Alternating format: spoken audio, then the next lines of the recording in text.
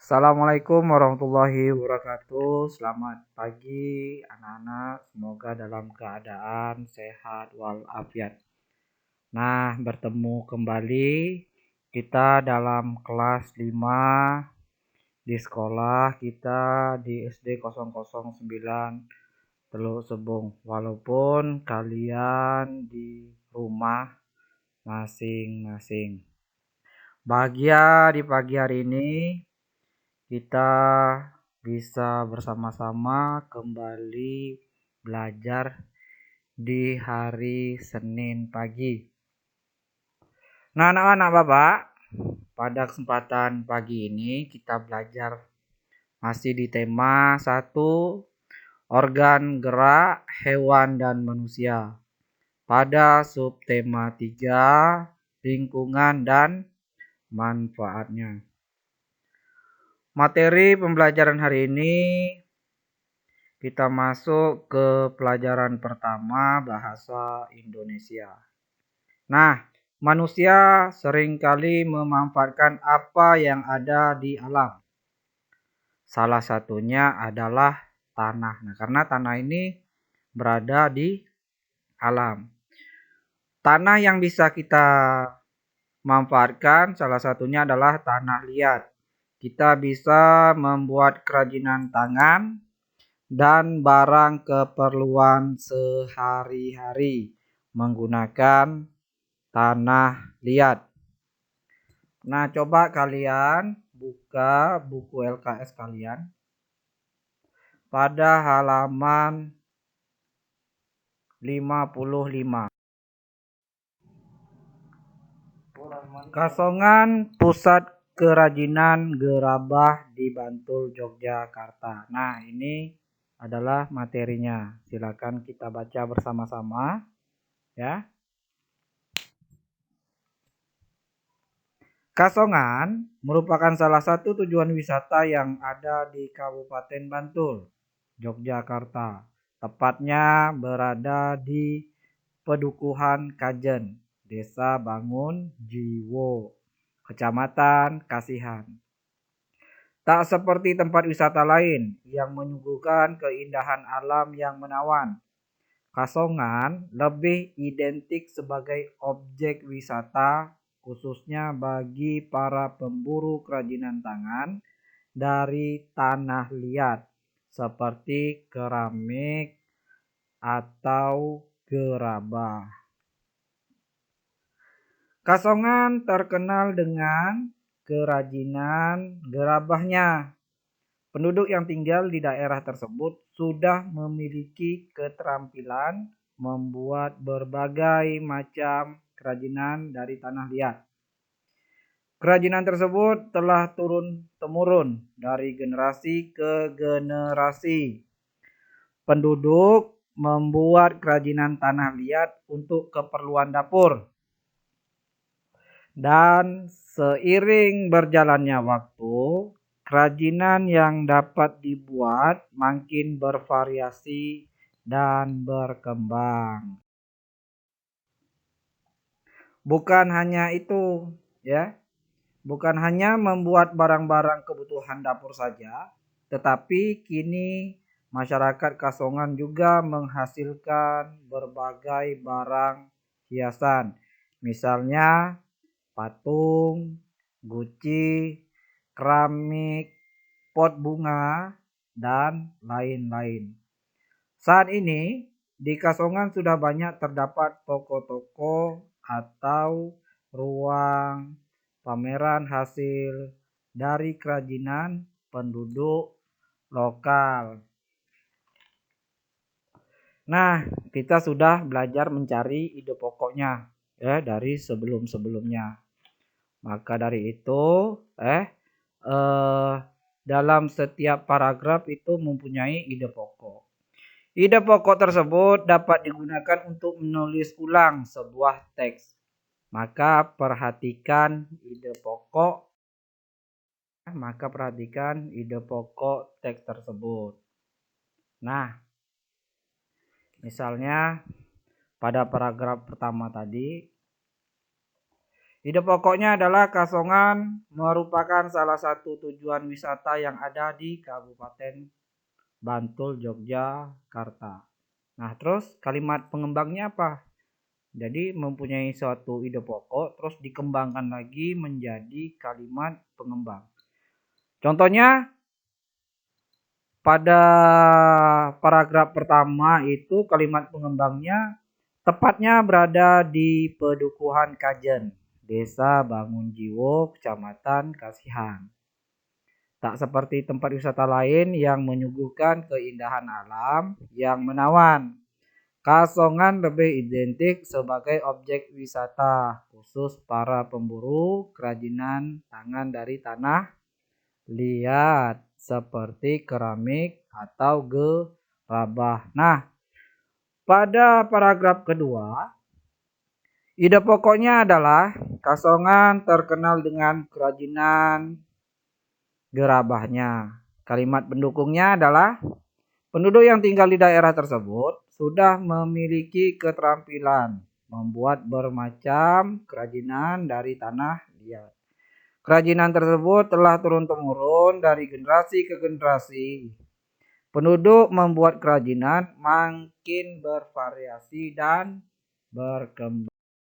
Terus di paragraf ketiganya adalah ide pokoknya masyarakat Kasongan menghasilkan berbagai barang hiasan. Kalimat pengembangnya adalah saat ini di Kasongan sudah banyak terdapat toko-toko atau ruang pameran hasil dari kreativitas penduduk lokal. Nah, di situ sudah kalian mendapatkan contoh ide pokok dan kalimat pengembangnya. Untuk kalian belajar kembali terus sambil kalian membacakan atau kalian membaca ulang dari lembar kerja siswa pada halaman 56. Videokan masing-masing kalian hasil kalian membaca ulang, terus kerjakan lagi latihan di halaman 57 ide pokok dan kalimat pengembangnya.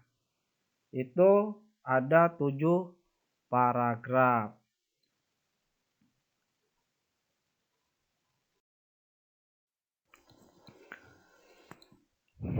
Anak-anak Bapak, selanjutnya adalah kita masuk ke pembelajaran IPA. Nah, di mata pelajaran ini ya sama pada pembelajaran bahasa Indonesia masih tentang gerabah. Apa itu gerabah tadi?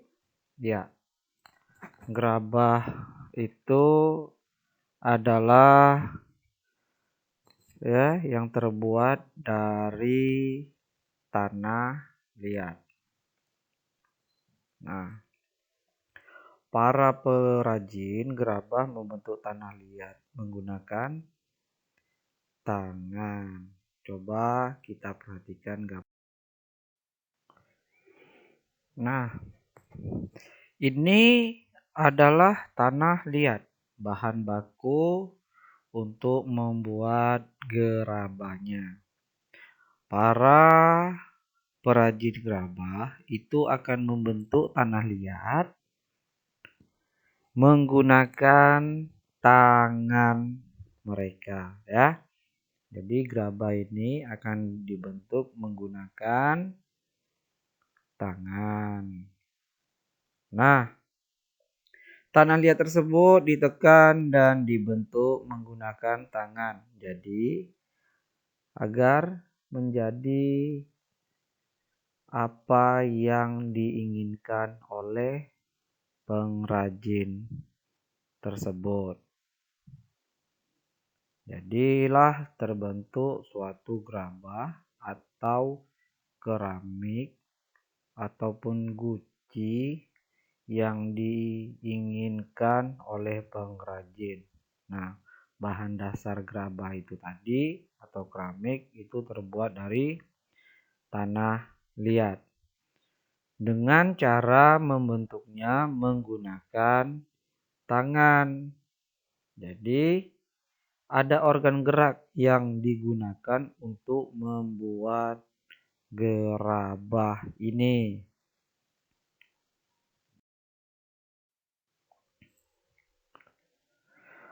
Organ gerak yang berperan dalam pembuatan gerabah itu adalah tangan.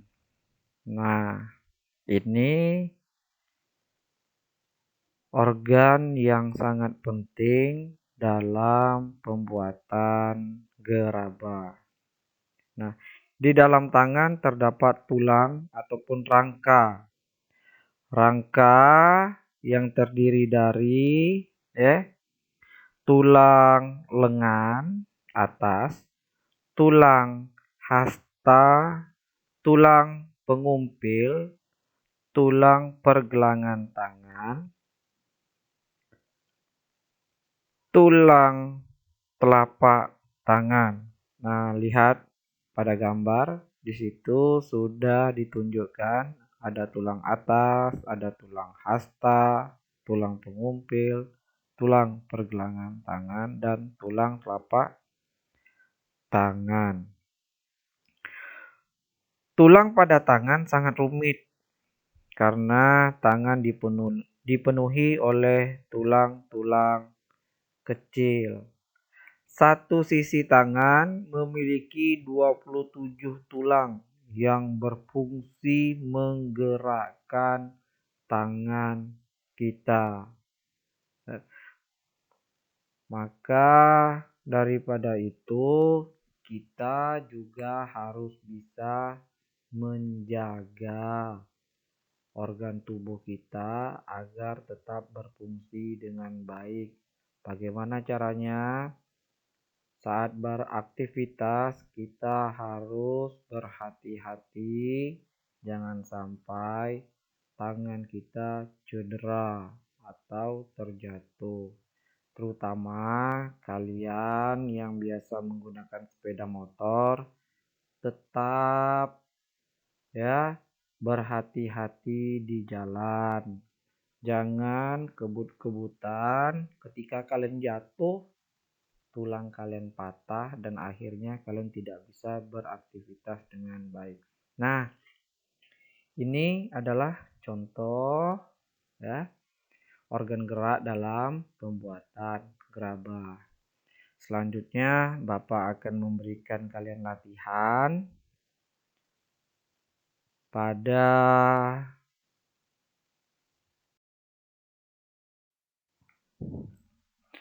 tugas kalian. Itu adalah tugas siswa. Nah, kerjakan di lembar kerja siswa pada halaman 58. Di LKS kalian di tema 1, kerjakan, dijawablah pertanyaan berikut dengan benar. Nah, setelah mengerjakan, jangan lupa mengupload foto hasil kerja.